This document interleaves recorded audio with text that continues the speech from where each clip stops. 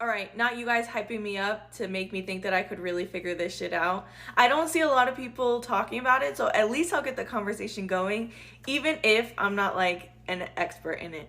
But let's talk about it. So I really narrowed it down, right? Because if we're gonna go after AIPAC, we have to start with like the major donors, okay? And that will kind of make anybody else think twice or radioactive about donating to AIPAC or taking money from AIPAC, because we're already unseating anyone that's taking money from AIPAC, right? We're starting that initiative.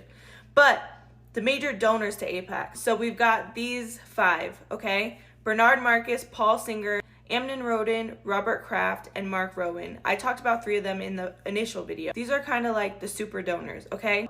In my mind, which again is where I need someone who is maybe more of an expert to tell me if I'm on the right path, they all own things and they all invest in things. So I'm thinking if we go after those things that we have the ability to, we can really hurt them. Do I think we'll take them down this way? No, but I think it's a start. So we established Bernard Marcus, founded Home Depot. Although he's retired, he still owns majority of the shares. So I believe if we boycott Home Depot, that will hurt Bernard Marcus. Paul Singer, a huge investor in Pinterest. So I believe if we all cancel our accounts, don't use Pinterest, that will be something that hurts him, that we can do. Amnon Roden founded Roden and Fields, which is ironically and kind of funny, an MLM for like skincare, and they're also going through some legal issues. But so if anyone actually uses that, or you're part of an MLM, let's put aside our differences of my beliefs on MLM, but you are pro-Palestine, maybe stop, maybe get out of it. That would hurt him. On top of Roden and Fields, Estee Lauder actually owns them, which on the next slide, you're gonna see why we're boycotting Estee Lauder anyways. So that's Amnon Roden. And then Robert Kraft, the New England Patriots.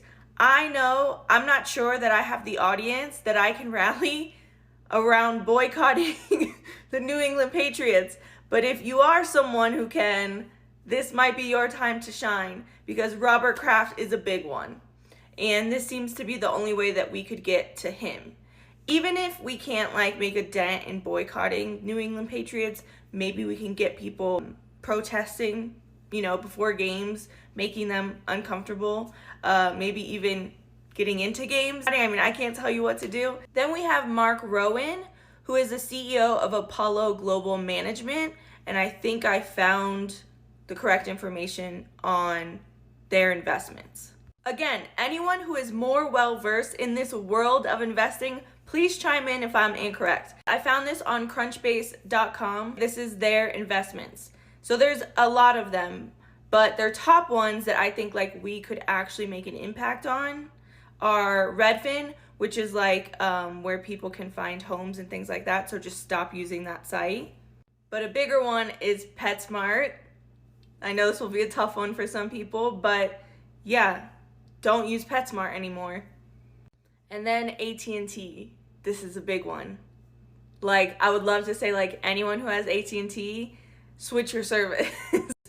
But those are like the top 3 for him that I think we could actually make a difference on. Again, let me know if I'm looking at this wrong and this is actually not going to do anything. Okay, so the next big pack is the major donors to Democratic Majority for Israel, okay?